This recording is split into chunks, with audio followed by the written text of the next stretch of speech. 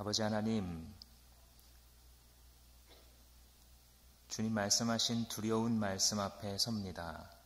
너희가 듣기는 들어도 듣지 못하고 또 듣기는 들어도 깨닫지 못한다는 하나님 이 말씀 앞에 설 때에 이 말씀의 광선이 지금 이 시간에도 우리 앞에 펼쳐지며 이 말씀이 경고한 바가 지금 이 순간에도 성취되고 있음을 믿습니다. 오 아버지, 이곳에 있는 모든 자들을 불쌍히 여겨주셔서 주께서 말씀하시는 바가 무엇인지 들려지는, 전하는 자와 듣는 모든 자에게 주의 음성이, 주의 말씀이, 주의 마음이 들려지는 큰 복을 더하여 주시옵소서. 예수님의 이름으로 기도합니다. 아멘. 혹시 컬링팀은 어떻게 되었을까? 아직 소식을 접하지 못하실 분들을 위하여 졌습니다. 은메달 열심히 우리 여자 컬링팀이 했는데 정말 끝까지 잘 싸웠는데 우리가 워낙 잘하고 이변을 일으키고 막 기적을 보여주면서 올라가니까 정말 이러다가 김은정이 김금정 되는 거 아니야? 이러면서 기대를 했었지만 이변은 일어나지 않았습니다. 스웨덴이 잘 이겼고 우리는 좀 약간은 아쉬운 마음, 잘했다 싶은 마음도 있으면서 또 아쉬운 마음도 있는 게 우리 국민들의 솔직한 심정이겠죠. 그런데 이 컬링팀이 이번에 너무 잘하면서 컬링이라는 게 도대체 뭔지도 잘 알지 못했었던 저 같은 사람에게도 그 규칙에 대해서도 알게 하고 이게 어떤 게임인지 알게 하는 여러 가지 이 열풍을 불게 하는 역할을 좀 한 것 같습니다. 그런데 가만히 보니까 이 컬링 경기를 할 때마다 가끔 이렇게 TV를 열어서 보면, 동영상이나 TV를 보면 각 국마다 뭐 하는 방식은 조금씩 다 다른 것 같은데 공통점이 있더라고요.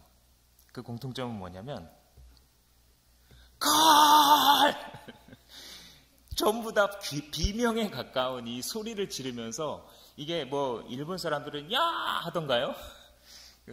각 나라 말로 뭐 쓸어라는 뜻이겠죠. 아니면 혹은 뭐 굴려라는 뜻이겠죠. 아무튼 비명에 가까운 소리를 다 저렇게 지르길래 저게 도대체 무슨 스포츠길래 저런 소리를 꼭 질러야 되냐, 저 스포츠는.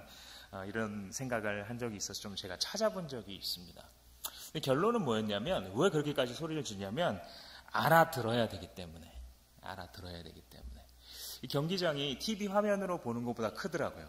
그래서 한 45m 정도가 되기 때문에 저 뒤에서 저 뒤에까지 그냥 쓸어 이렇게 얘기해가지고는 들리지 않는 거예요. 우리 시청자들은 이 마이크를 차고 있기 때문에 그 마이크를 통해서 들리고 있지만 선수들끼리는 작게 말하면 안 들리니까 소리 질러야 되는 거예요. 그래서 커뮤니케이션을 통해서 그만 쓸어라, 빨리 쓸어라, 비켜라, 그대로 놔둬라, 영미가 해라, 뭐 누가 해라, 이렇게 전달을 해야 되기 때문에 큰 소리로 말해야 되는 것이죠.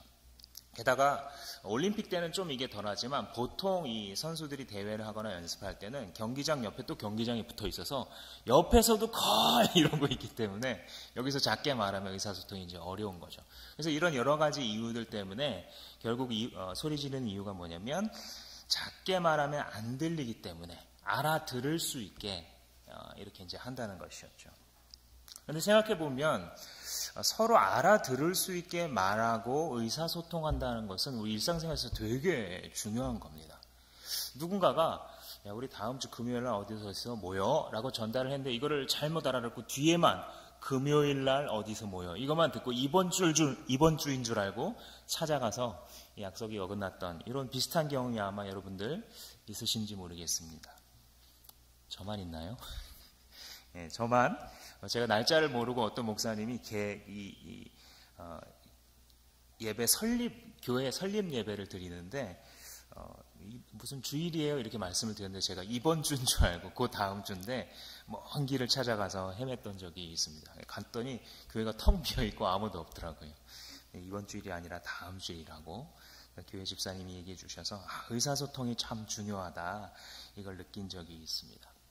살아가면서 배우자 간에, 부모 자식 간에, 친구 간에, 동료 간에, 같이 살아가는 공동체의 사람 간에 서로 하는 말의 말뜻과 그 마음을 알아듣지 못하면, 소통이 되지 아니하면 큰 문제들이 작은 것에서 출발했지만 큰 문제로까지 나아가는 경우가 늘상 우리에게 있죠. 오늘 말씀이, 하나님께서 우리에게 주시는 말씀이 바로 알아듣는 것에 관한 이야기입니다. 알아듣는 것. 이 의사소통은요, 대화는요, 인간과 인간 사이에서도 이루어지지만 신과 인간 사이에서도 이루어져요. 그죠? 하나님께서는 말씀하시는 하나님이 다른 종교의 신들과 다른 점이에요.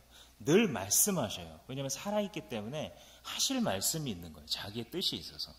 근데 이것을 전달할 때에 이것을 알아듣느냐 아니냐, 이 문제가 굉장히 중요한 문제이고, 그 문제를 지금 여기서 오늘 본문에서 다루고 있는 것입니다. 그런데 이 알아듣는 이야기를 여러분들도 지금 읽어보셨잖아요. 한번 이렇게 쭉 보세요. 기분이 나빠요. 이게 읽으면 읽을수록. 왜 기분이 나빠요? 뭐 니네가 듣기는 듣는데 아마 모를걸? 네가 뭐 아는 듯 하지만 깨닫지 못했을걸? 네가 보기는 보지만 못 볼걸? 계속 이런 말씀하세요. 심지어는 뭐 옛날 선지자가 어떻게 예언했는데 그게 무슨 뜻인 줄 알아? 너가 들어도 못 깨달을 거라는 거야. 이렇게 끝까지 이렇게 말씀하세요. 그래서 읽으면 읽을수록 이게 뭔가 기분이 이상해지면서 뭔가 예수님 불공평한 것 같아요. 막 듣기는 들어도 뭐 모르는데 너네만 알려준다 그러고, 만약 이 사랑의 하나님이 아닌 것 같아. 뭐 사랑의 하나님은 다 똑같이 공정하게 공평한 기회를 줘서 모두가 알아듣게 이렇게 해주셔야지, 뭐 누구는 알아듣고 누구는 못 알아듣고, 똑같이 예배 시간에 참석해서 똑같이 주일 예배 나와서 똑같이 헌금하고 똑같이 찬송하고 똑같이 말씀을 들었는데, 누구는 하나님과 교통을 하고 누구는 하나님과 끝까지 불통이고, 누구는 이 세상 어떻게 살아가야 되는지 말씀을 딱 붙잡고 저 문을 나서는데, 누구는 똑같이 예배 드렸는데 나가면서 아무것도 머릿속에 들어있지 않은, 왜 이런 일이 벌어지고 왜 이런 말씀 하나님께 사시는가 좀 살펴볼 가치가 있습니다. 이 설명은 사실 예수님께서 제자들의 질문을 받고 하신 설명이에요. 제자들의 질문이 뭐였냐면, 예수님 자꾸 돌려 말하지 마세요, 이렇게 물어봤어요. 제자들이. 이 성경의 표현으로 하자면, 왜 비유로만 자꾸 얘기하세요? 그냥 클리어하게 설명을 해주면 될 텐데 왜 저 사람들하고 얘기할 때는 자꾸만 비유로 아리송하게 수수께끼처럼 이렇게 말씀을 하세요? 이렇게 질문을 했단 말이죠. 그도 그럴 것이, 예수님이 실제로 이 13장부터 여러분 한번 쭉 보시면 계속 비유로 말씀하세요. 뭔가 하나님 나라에 대해서, 천국에 대해서 설명을 하긴 하는데, 천국, 뭐 하나님, 구름 뭐 이런 거 안 나오고 계속해서 뭐 밀과 가라지, 뭐 씨를 뿌리는 자, 누룩, 이스트죠. 혹은 뭐 겨자씨, 뭐 나무, 이런 얘기만 계속 나와요. 이게 너무 아리송하니까 사람들이 여기 무슨 말씀을 하는 거지? 이렇게 어리둥절하더란 말이죠. 그러니까 제자들이 그걸 보다 못해서 예수님 찾아와서, 예수님 왜 자꾸 그렇게 비유로 얘기하세요? 라고 물어보자 하신 말씀이 이 말씀이에요. 11절 말씀 한번 보시면 이렇게 돼 있어요. 예수께서 그들에게 대답하셨다. 너희에게는 하늘나라의 비밀을 아는 것을 허락해 주셨지만 다른 사람에게는 안 해주셨다. 굉장히 너무 냉정한 말씀. 그냥 들으면, 그죠? 왜 쟤네들한테는 설명을 잘 안 해주고 비유만 해주세요? 허락을 못 받았어. 왜 우리한테는 설명을 해주세요? 너네한테는 이걸 설명해 주는 게 허락되었어. 그런데 쟤네한테는 이거를 세세히 설명해서 깨닫게까지 만들어 주는 것을 허락하신 적이 없어. 이렇게 말하는 거예요. 여기서 우리는 하나님이 누구신가라는 질문에 대해서 맞부딪히게, 신론에 대해서 생각해 보는 거죠. Who is God?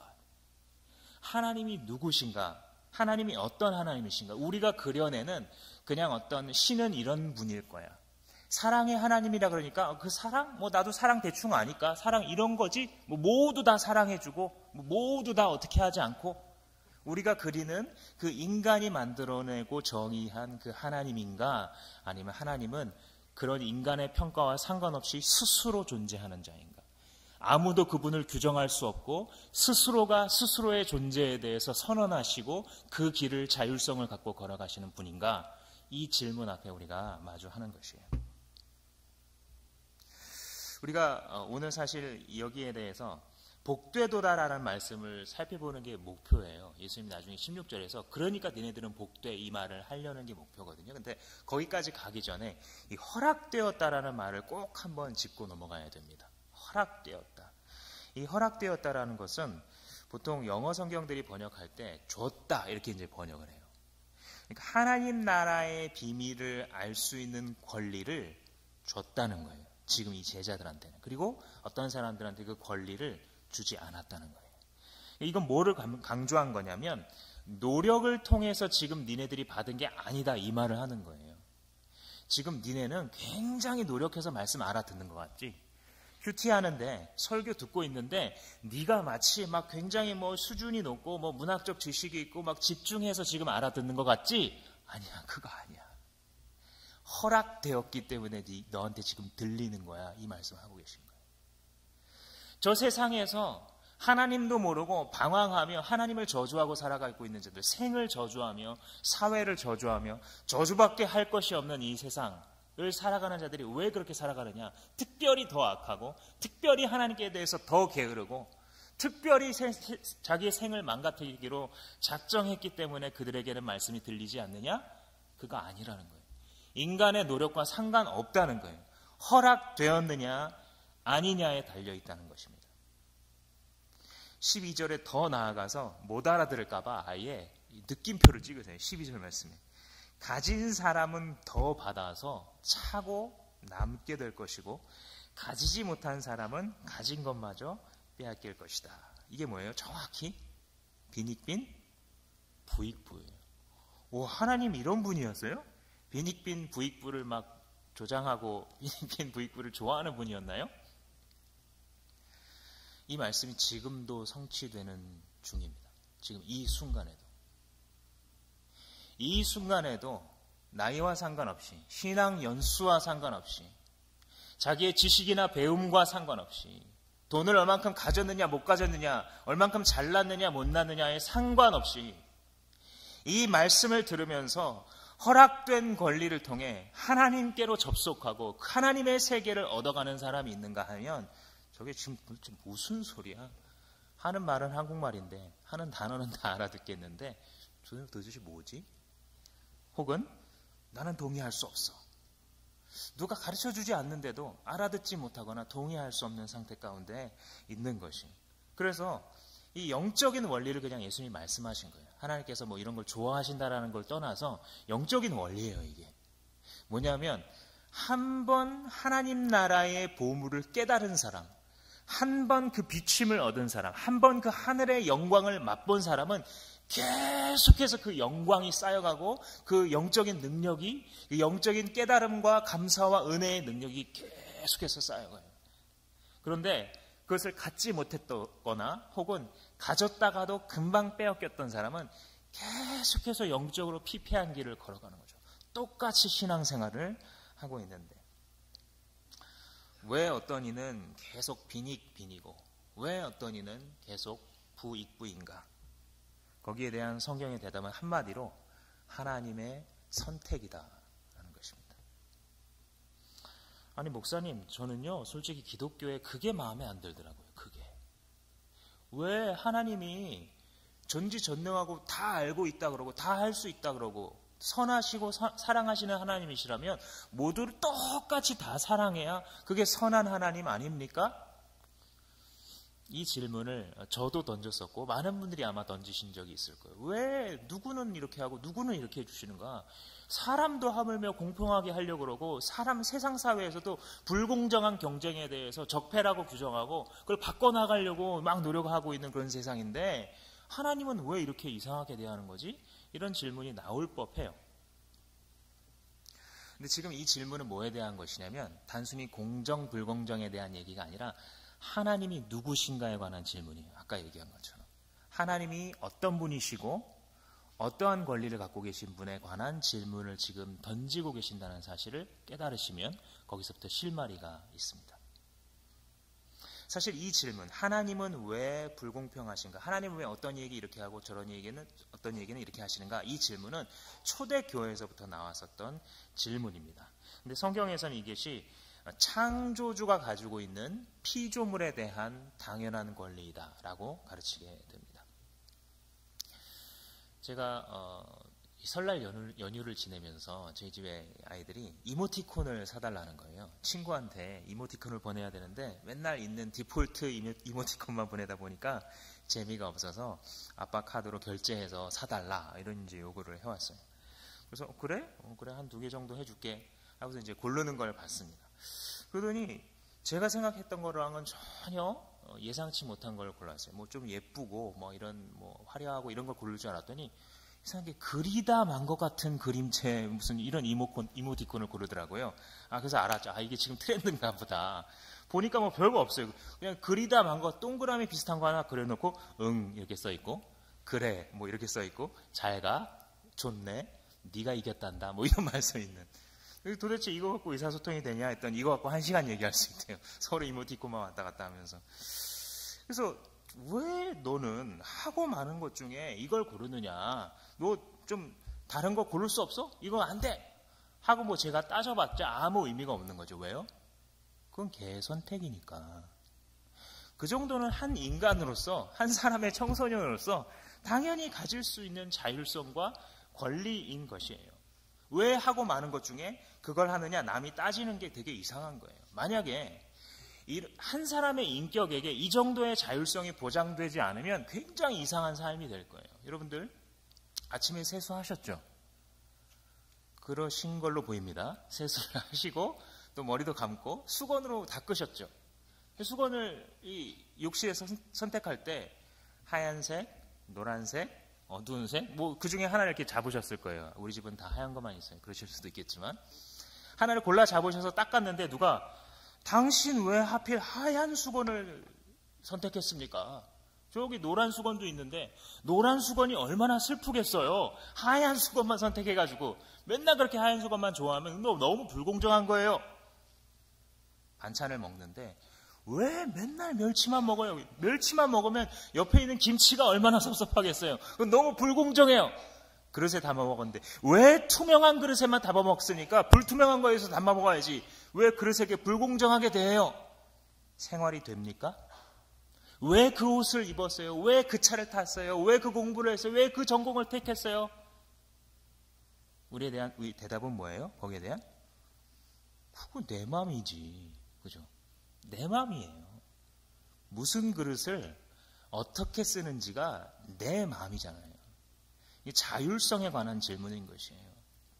피조물인 인간도 이 정도의 자율성을 보장하지 않으면 그 사람이 이상한 것처럼 창조주가 가진 자율성이 어때야 마땅하다고 우리는 생각해야 올바를까요? 창조주가 가진 자율성이 피조물과 같아야 합니까? 그래야 공정한 거예요? 창조주가 자기가 지어낸 모든 물건들, 곧 모든 피조물, 생물과 무생물을 포함하여 자기가 만든 것들에 대하여 자기가 선택하는 것은 결코 불의하거나 불공정하다라는 프레임을 갖다 대면 올바른 답을 거기서 얻을 수 없게 되는 것이죠. 그것을 성경은 이렇게 이야기합니다. 로마서 9장에 이 사람아 네가 누구이기에 감히 하나님께 질문하느냐. 지음을 받은 물건이 지은 자에게 어째서 나를 이같이 만들었느냐 말하겠느냐? 토기장이가 진흙 한 덩이를 가지고 하나는 귀히 쓸 그릇을 하나는 천히 쓸 그릇을 만들 권한이 없느냐? 만일 하나님이 그의 진노를 보이시고 능력을 보여주려고 멸하기로 준비된 진노의 그릇을 오래 참음으로 관용해 주시고 또 영광받기로 예비하신 긍휼의 그릇에 대하여 그 영광의 풍성함을 보여주신다 할지라도 우리가 무슨 말 하리요? 이해가 되시죠? 창조주가 누구냐에 대한 질문이에요. 우리가 믿고 있는 하나님이 누구냐? 우리가 하나님으로부터 이 자율성을 빼앗으려고 하는 순간 하나님은 하나님 되심을 잃는 거예요. 당신은 그 신을 원하는 게 아니에요. 당신은 살아있어 능력있고 창조하시고 구원하심에 있어서 자기의 절대적인 선함을 가지고서 그 피조물에게 다가오시는 그 하나님을 원하고 믿기 바라는 것입니다. 그래서 하나님께서 지금 여기서 자기의 선택을 가지고 말씀을 듣기로 허락된 자들을 불러내시는 것에 대해서 그 피조물들의 반응은 무엇이었냐면 받은 자들이 그것의 귀함을 깨닫는 것입니다. 말씀을 받는다는 것이, 우리가 설교를 듣고 있습니다만 또 여러분들 중에 큐티를 하시는 분들도 있을 텐데 또 가정예배를 드리는 가정도 있을 거예요. 또 친구와 같이 말씀 나눔을 하는 사람들도 있을 거예요. 목장이나 혹은 교회에서. 그런데 그렇게 해서 서로 말씀을 받는 것이 얼마나 귀한 일인지 한번 생각해 보세요. 이 말씀을 근거로 해서. 왜냐하면 허락된 거거든요. 그게 많은 사람들에게 허락되지 않았어요. 그것이. 그 말씀을 받는 것이 많은 사람들은 그 영혼은 밑에서 신음하며 원하였을지라도 받지 못하고 죽어간 사람들도 있어요. 복음의 전파함을 받지 못하고 지금도 죽어가는 사람들이 얼마나 많아요. 우리 주변에도 많고 전 세계적으로 얼마나 많은지 우리가 모두 알고 있습니다. 따라서 이것이 얼마나 감사한 일인지, 예수님의 표현으로 하자면 우리의 귀가 얼마나 복된 귀인지에 대해서 기억하시기 바랍니다. 그러면 말씀을 접하는 순간순간이 다르게 여겨지실 거예요. 아, 그래, 이게 나한테 허락된 복의 순간이지. 이 말씀을 잘 받아먹자. 이 태도로 신앙생활을 해나갈 때 그 사람이 성장하게 되는 것입니다. 그런데 방금 얘기한 우리가 허락받은 이 복에 대해서 몇 가지 요소를 좀 나누어서 우리가 살펴보려고 합니다. 이 복이 있다라고 예수님께서 지금 16절에 얘기하셨는데 그 복이 오늘 본문을 통해서 몇 가지 측면을 보여주고 있습니다. 첫 번째는 듣는 것의 복이에요. 16절 하반절에 너희의 귀는 지금 듣고 있으니 복이 있다, 이렇게 얘기를 합니다. 말씀을 듣는 것 자체가 복이라는 사실을 기억하십시오. 말씀을 받고 말씀을 듣는 것, 그것이 복인 이유는 말씀으로부터만 생명이 나오기 때문입니다. 사람이 떡으로만 살 것이 아니요 하나님의 입으로 나오는 모든 말씀으로 살 것이다, 이랬죠. 그러니까 말씀으로 말미암아 영이 살아가는 거예요. 사실은 전 인격이 말씀이 없으면 말라 죽을 수밖에 없습니다. 부부관계에도 부자지간에도 모든 공동체 인간관계 속에서도 말씀이 서서히 빠져나가잖아요. 그럼 처음에 못 느껴요. 왜냐하면 말씀을 안 읽는다고 해서 갑자기 얼굴이 더러워지거나 막 주근깨가 생기거나 그러면 뭐 모두가 말씀을 읽겠지만 그러지 않아요. 말씀을 안 읽어도 처음에는 똑같아요. 그냥 말씀 창세기는 어떻고 말할 줄 아니까. 그런데 서서히 죽어가요. 이 사람이 서서히 죽어가요. 왜냐하면 우리의 생명은, 우리의 전인적 생명은 오직 하나님의 말씀으로부터만 흘러나올 수 있기 때문에 항상 거기서부터 이끌고 가세요. 한 신앙인을 성장시키시고 어둠의 권세와 그 사슬을 부수시고 이 사람을 끌어올리실 때에도 말씀을 통해서 그렇게 역사하십니다. 이번 설 연휴 때 저희 집에 처음으로 아버지가 저희 집으로 오셨어요. 이전에 이제 저희가 글로 갔었는데 아버지께서 방문해서 하는 게 낫겠다 싶으셔서 오셔서 아버지부터 저희 딸들까지 3대가 이제 같이 시간을 보냈는데 예배를 드렸어요. 저희가 이제 설 연휴 때 예배를 드리는데 3대가 모이면 할아버지가 예배를 인도하세요. 왜냐하면 할아버지도 믿음의 사람이시고 또 늦게지만 목회를 하셨거든요. 50대 목회를 하시고 이제 은퇴하셨었는데 그래서 그 아버지와 함께 예배를 하면서 옛날 생각이 났어요. 옛날 생각. 중학교 때 그렇게도 가정 예배가 하기 싫었던 생각도 다시 한번 딱 들었었고, 우리 애들이 어떤 생각을 하려나 이런 생각도 했고, 또 하나는 아버지가 그렇게 말씀하셨을 때에 내가 어떤 부분은 정말 듣기 싫었던 기억이 또 났어요. 아버지가 교회에서 설교하시는데 저는 아들인데 이제 여기 밑에 앉아 있잖아요. 이게 이제 PK들의 비애인데, 목사 자녀들의 비애인데, 아버지의 평상시 모습을 갖고 자꾸 정죄하는 거예요, 아버지를. 이런 정죄로부터 자유로울 수 있는 사람은 아무도 없거든요. 근데 어리니까 그냥 아버지의 못난 면만 크게 부각시켜서 말씀을 듣지 않는 거예요, 그냥. 모두, 이런 아버지니까 다 틀렸어. 하고, 그 다음 입으로 나오는 모든 말씀을 잘 안 들으려고 하는 것이죠. 예를 들어서 아버지가 설교하다가 예화를 드는데 너무 고리타분한 예화 같은 거예요. 저런 거 요즘 사람 듣지도 않는데 왜 저런 말씀을 하시나. 그럼 막 마음이 힘들고 막 동의가 안 돼서 막 뛰쳐나가고 싶고, 근데 꼭 맨 앞에 앉히셔가지고 못 나갔지만 그런 생각이 들었어요. 그런데 결국은요 그 말씀 때문에 성장했어요. 아버지이시긴 하지만 말씀의 종으로 세우셔서 작은 교회에서 그 말씀을 선포하게 하셨을 때 그 말씀이 때로는 힘들고 동의가 안 됐지만 그 말씀을 들은 만큼 제가 성장했었어요. 그리고 그 이유를 생각을 해보면 항상 그렇게 하나님께서 나를 성장시키셨어요. 무엇을 통해서? 말씀을 들음을 통해서, 말씀을 받음을 통해서 성장시키셨어요.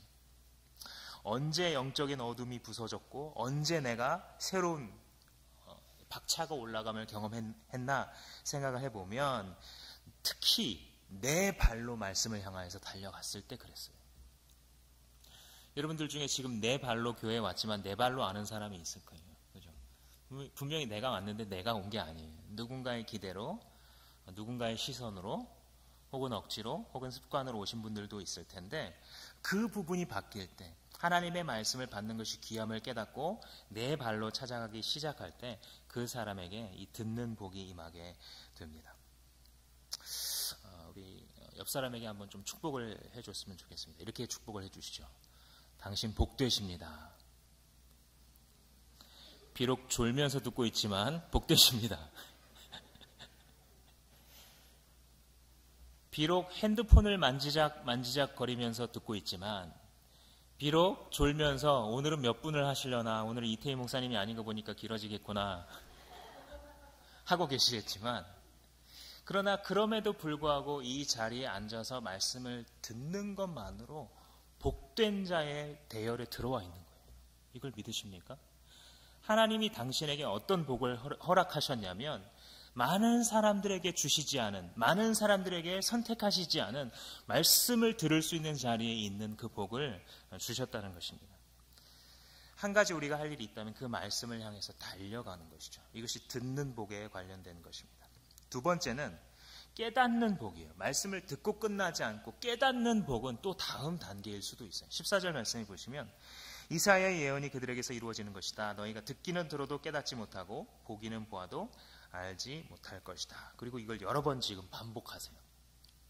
그러니까 이렇게 질문해 보세요. 말씀을 들을 때, 이렇게 설교를 듣거나 여러분들 성경을 묵상할 때 깨닫는 게 당연합니까? 혹은 그게 당연하지 않습니까? 어떤 것 같으세요? 한국말인데 깨닫는 게 당연하지 않을까요? 그런데 주님의 말씀으로는 깨닫는 게 당연하지 않다라는 거예요. 깨닫는 게 내가 지금 말씀을 듣고 있잖아요. 듣고 있는데 저게 무슨 뜻인지 깨달아지는 거예요, 지금. 그리고 이게 의미로 연결되고 있는 거예요. 아, 이게 내 삶에 이런 의미구나. 깨달아지는 거거든요. 근데 그게 당연하다, 당연하지 않다? 당연하지 않다라는 거예요. 왜요? 그것이 깨달아지는 것이 허락된 은혜이기 때문에. 듣기는 들어도 못 깨닫는 데잖아요. 이사야가 이미 예언을 하고 그게 예수님 시대에도 성취되었고 그 이후로 지금까지도 지금 이 자리에서도 성취되고 있는 중이에요. 듣기는 듣는데 저게 도대체 무슨 의미인지, 이게 내 삶과 무슨 상관이 있는지 다른 사람들은 고개 끄덕이며 듣고 있는데 나는 도대체 솔직히 깨닫고 싶은데 안 깨달아지는 거예요. 그 자기 노력이 아니거든요. 주어지는 거거든요. 제자들도 못 깨달았어요. 그러니까 지금 물어보는 거예요, 예수님께. 예수님 지금 무슨 뜻이에요? 여러 번 물어봤어요, 예수님한테. 지금 말씀한 비유가 무슨 뜻이냐고. 그러니까 주님께서 설명해 주시는 게 그 다음날 화요일 본문이었죠. 특별히 이 13장은 씨 뿌리는 자의 비유에 대해서 계속 이야기를 하고 계시는데 13장 19절에 보시면 이렇게 돼 있어요. 누구든지 하늘나라를 두고 하는 말씀을 듣고도 깨닫지 못하면, 이 현상이죠. 깨닫지 못하는 게 당연한 거예요. 깨닫지 못하면 악한 자가 와서, 사단이죠. 악한 자가 와서 그 마음에 뿌려진 것을 빼앗아 간다. 이것이 길가와 같은 마음이다. 이런 얘기를 하세요. 그러니까 말씀을 듣거나 읽었는데 그 말씀을 깨닫지 못하면 마치 길가에 세멘트 바닥에 씨가 더 이상 못 들어가는 것처럼 그냥 아무런 내 삶에 변화나 영향도 주지 못하고 그냥 훅 없어져 버린다는 거예요. 바람이 불거나 새가 쪼아먹어서 그냥 사라져 버리는 이런 상태가 된다는 것이죠. 그러니까 이 설교를 듣거나 말씀을 묵상하면서 여기 뭔가 있는데 라고 하는 느낌은 받을 수도 있어요. 듣는 거죠. 귀에 들리긴 들렸어요. 근데 그 이상 깨달아지지 않고 그냥 지나갑니다. 그러면 지금 누가 작업 중이에요? 악한 자가 작업 중이에요. 그죠? 사단이 작업 중이에요. 당신의 삶에. 말씀의 씨앗이 당신을 살리는 생명의 폭탄이 지금 떨어졌는데 그게 터져서 역사하지 못하도록 치우는 작업을 하고 있는 중이에요. 지금. 이거 가만 놔두면 쟤네들 입장에서는 굉장히 손해를 보게 되니까 빨리 치워야 되는 거죠. 스며들기 전에, 뿌리를 내리기 전에 빨리 치워야 되는 그 일을 하고 있는 겁니다. 예를 들면 제가 이번 주에 이런 질문을 받았어요. 마태복음 13장 뒷부분에 보면 밭에 숨겨진 보화 얘기 아시죠? 어떤 사람이 가다가 밭에 막 이 보석이 들어있는 걸 깨닫고서 얼른 흙으로 누가 볼까 덮어놓고 가가지고 나중에 자기 재산을 다 팔아가지고 이 밭을 샀다라는 거예요. 어떤 분이 이걸 물어보시는 거예요. 비도덕적이지 않나요? 아니 그 땅에 그 보물이 있다는 걸 발견했으면 자기 땅도 아니고 그 보물도 자기 게 아니면 땅 주인에게 알려줘야지. 왜 자기가 가가지고 그것을 속이고 사면 이거 거의 사기 아닌가요? 이런 질문을 하셨는데 사실은 저도 그런 질문을 던진 적이 굉장히 많았고 청년들을 지도할 때 많이 들은 질문이에요. 근데 여러분은 어떻게 생각하세요?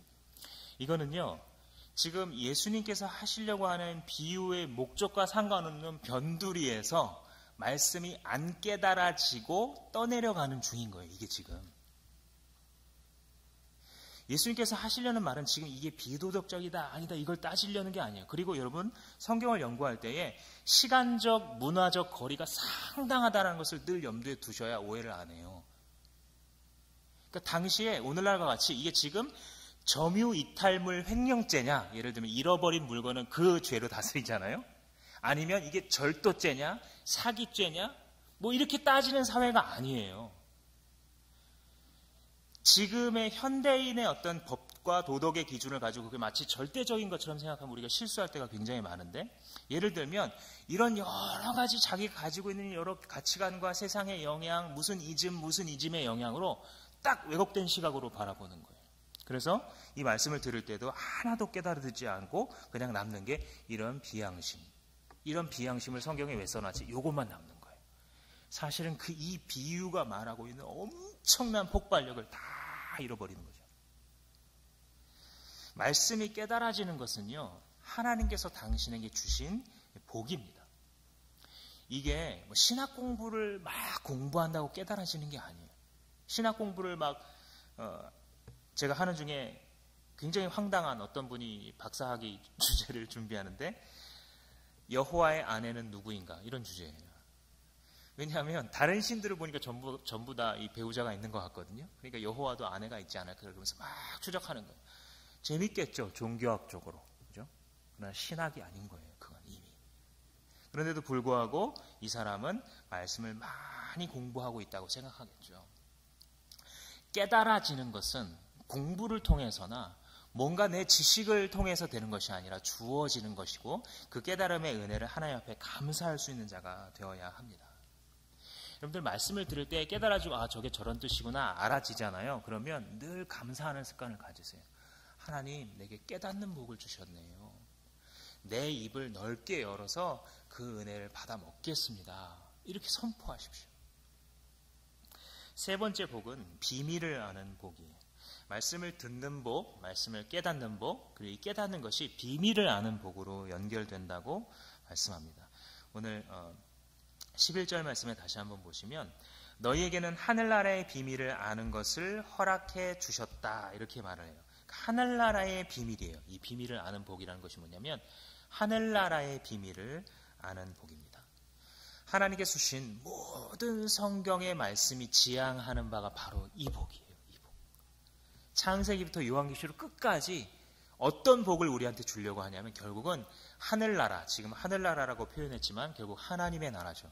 하나님의 나라의 비밀을 깨닫게 하는 것이 모든 기록된 성경의 목적입니다. 이것을 깨달으면 말씀을 깨닫기 시작할 때 하나님의 세계가 드디어 이제 이 시야에 들어오기 시작하는 거예요. 이 말씀을 깨닫지 못할 때는 이 세계가 전혀 보이지도 않고요. 굉장히 고리타분하고 재미없어 보여요. 성경을 공부한다는 것 자체가 아주 지겹게 생각되는 것은 왜 그러냐면 이 시야가 열리지 않은 거예요. 무슨 시야예요?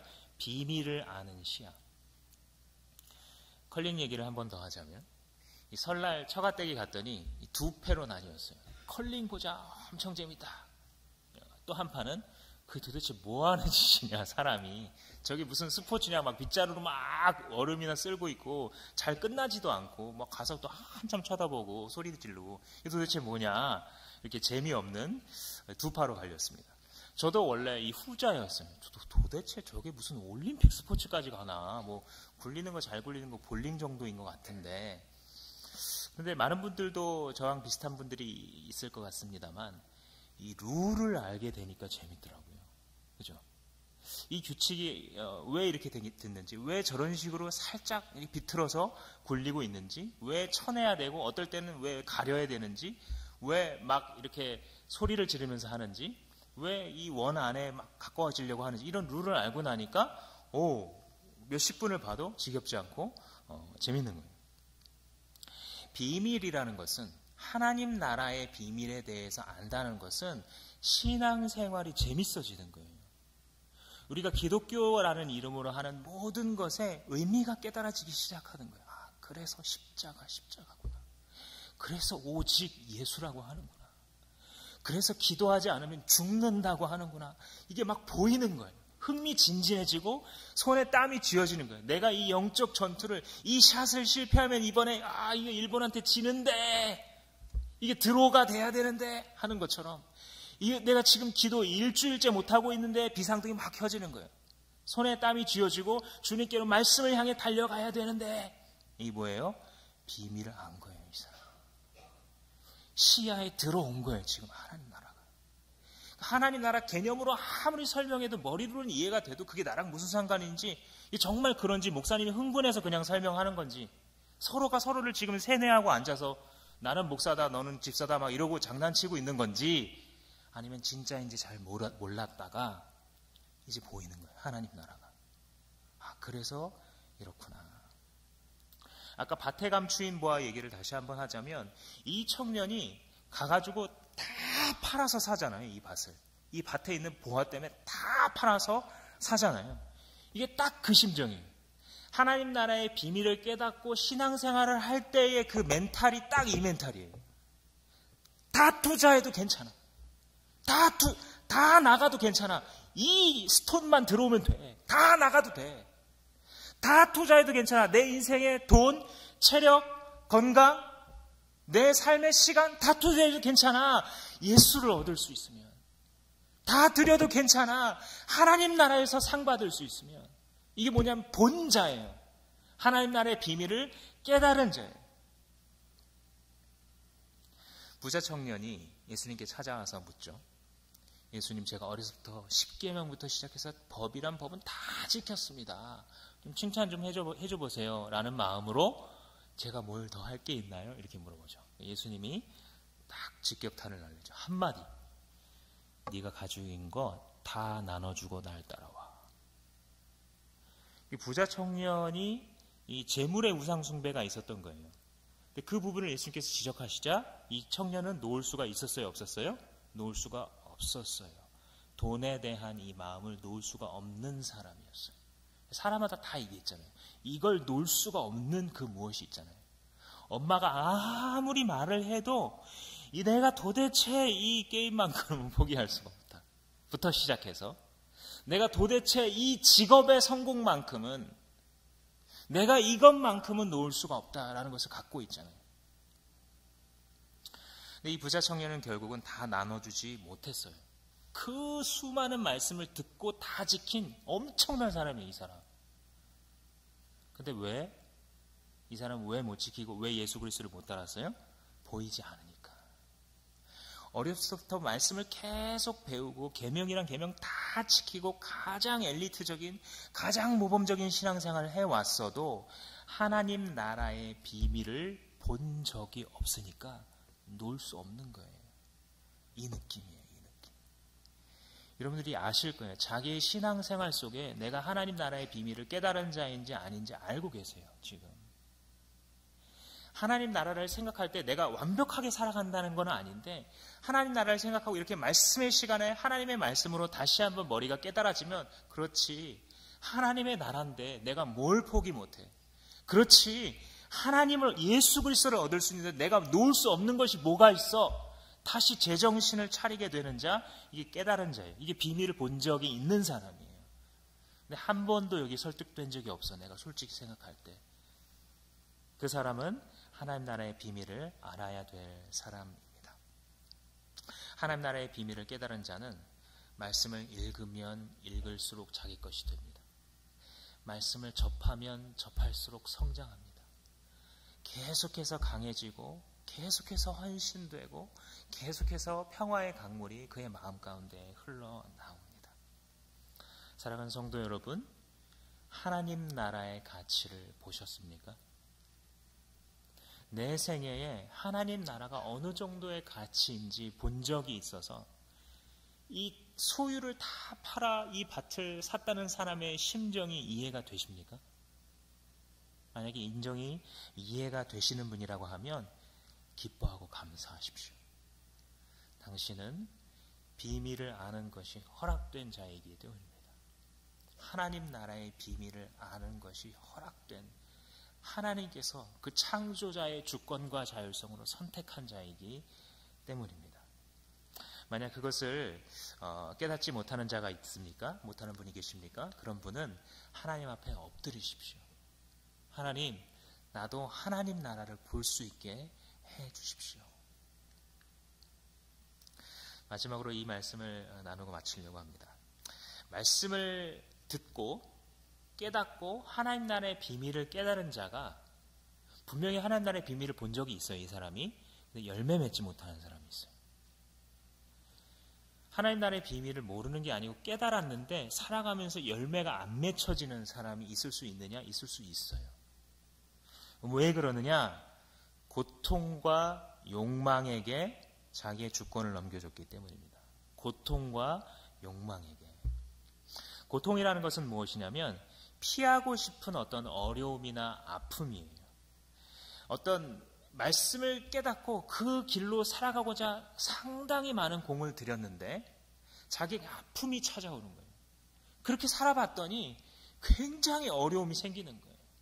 적당히 좀 어떻게 해야지만 살아남을 수 있을 것 같은 느낌이 자꾸 들어서 거기서부터 흐려지기 시작했을 때 마치 그 생명의 말씀을 들은 적이 없는 자인 것처럼 살아가는 길을 선택했을 때, 예를 들면 학점이 잘 안 되면, 직장이 잘 안 되면 마음이 아파서 너무나 어려워서 그 고통을 피하고 싶어서 그 말씀의 비밀대로 내가 배우고 확신한 대로 걸어가지 않기 시작할 때,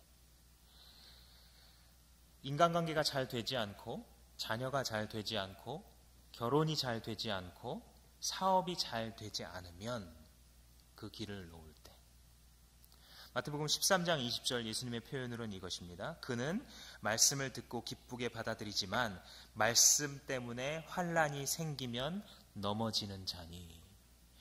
말씀 때문에, 생명의 말씀이긴 하지만 이 타락한 세상에서 이 생명의 말씀을 받았을 때는 이 사람에게 반드시 고통이 찾아옵니다.